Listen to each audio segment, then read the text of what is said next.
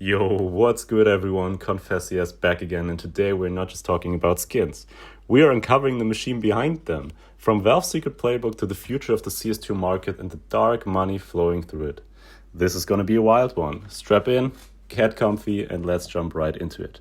But before we start, I want to thank you for the positive feedback on the last video, and this is why I'm going to make a giveaway. I'm going to be giving away one charm, which is the diecast AK, and the only thing you have to do is subscribe, like this video, and leave a comment.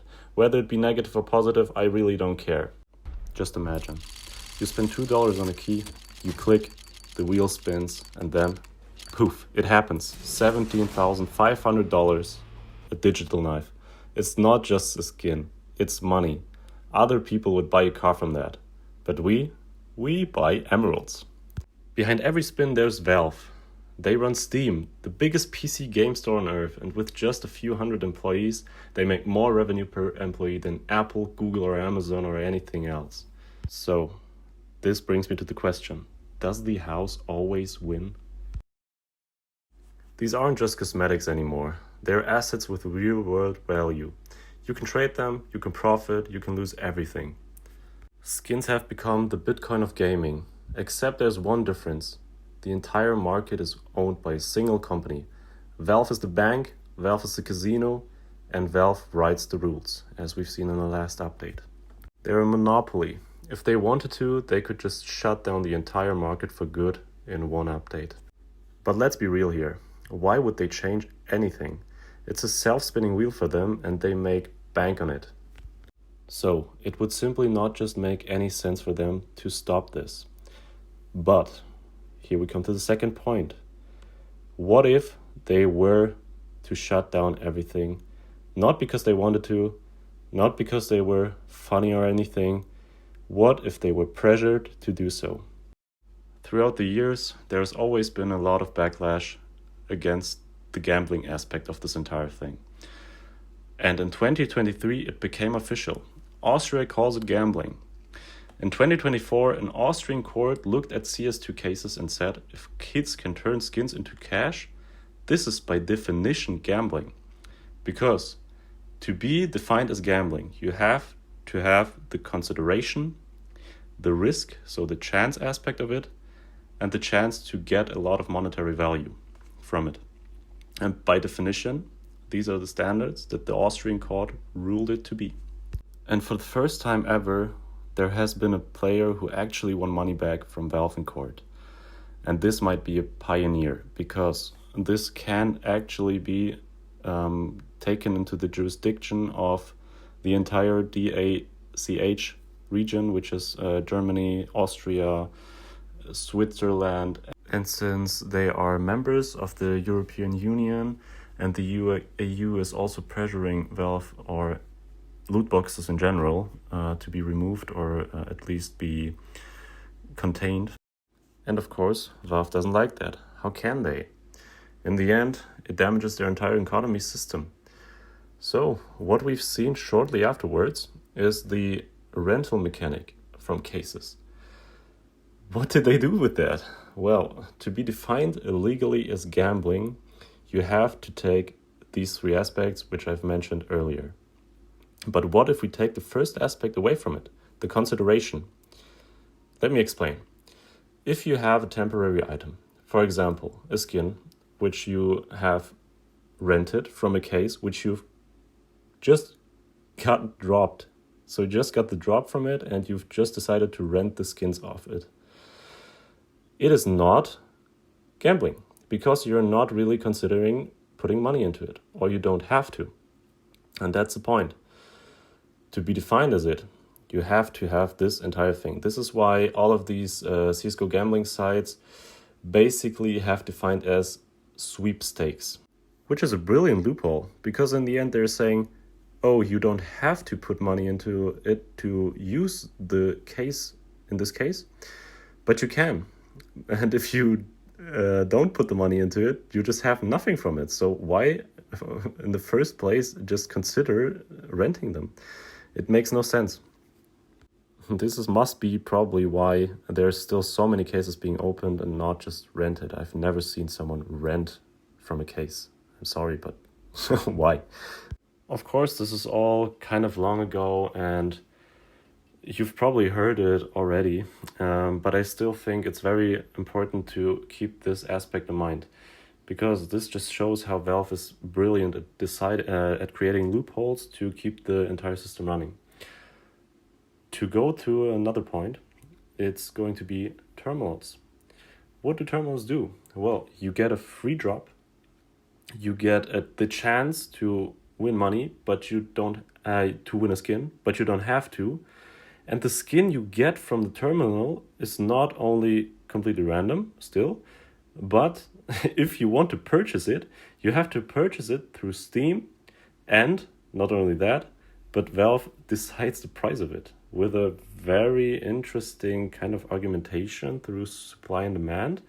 I don't really understand how this entire concept works yet, to be completely fair, but I don't think that this is going to be very, very popular.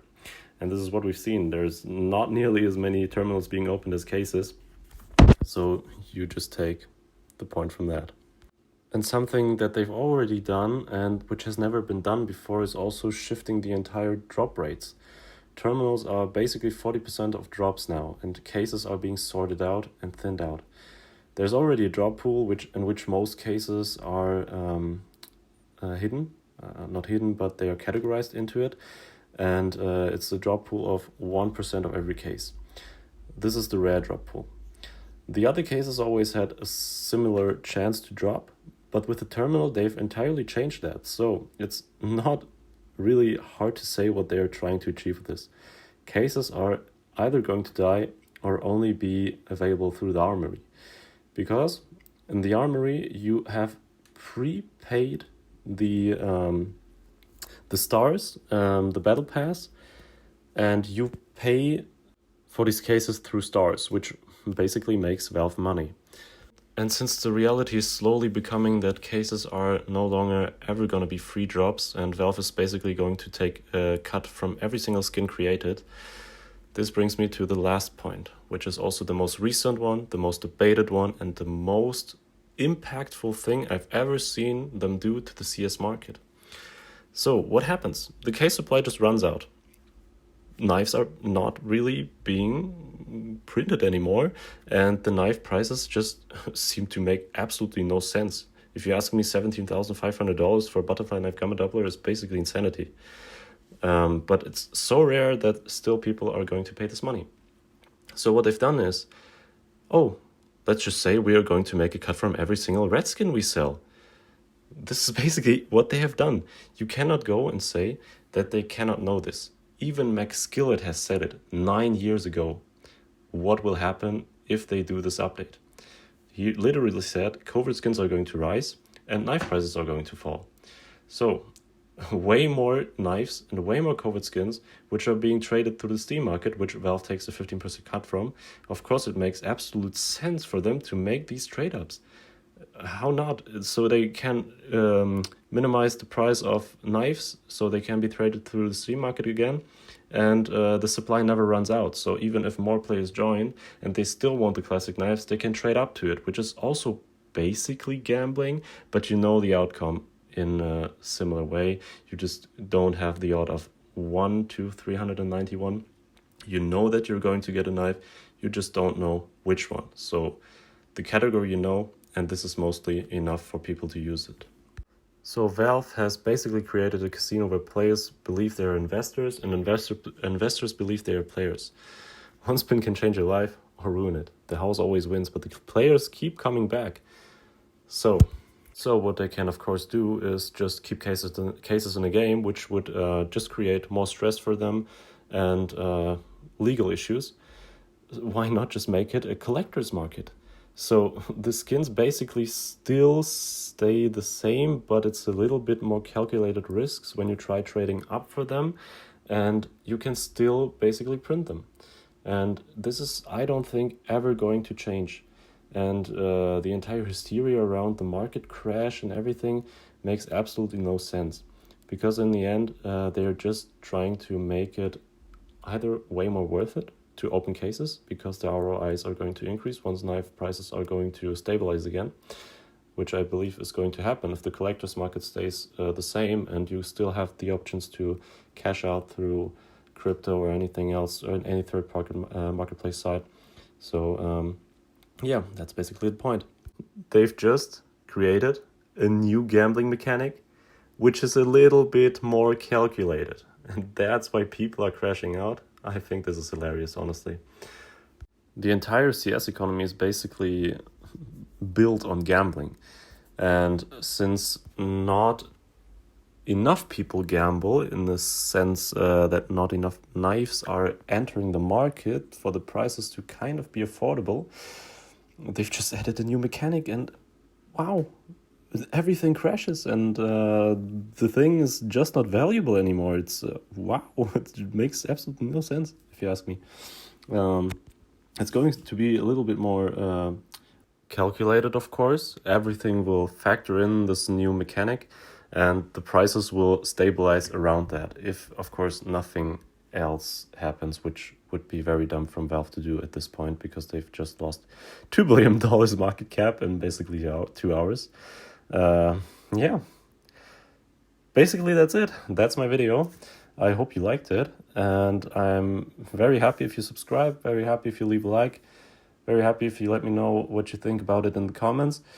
If I have messed up any data or anything, just let me know. I will make sure to correct it in the comment section and leave an edit there. And otherwise, I will see you in my next video. I'm very happy and looking forward to it. I'm having a lot of fun doing these videos. I do everything by myself after work. And I'm trying to getting better every single video I make. From video to video, you will probably see improvements. If not, that would be sad. So see you guys, and I wish you a pleasant, wonderful day.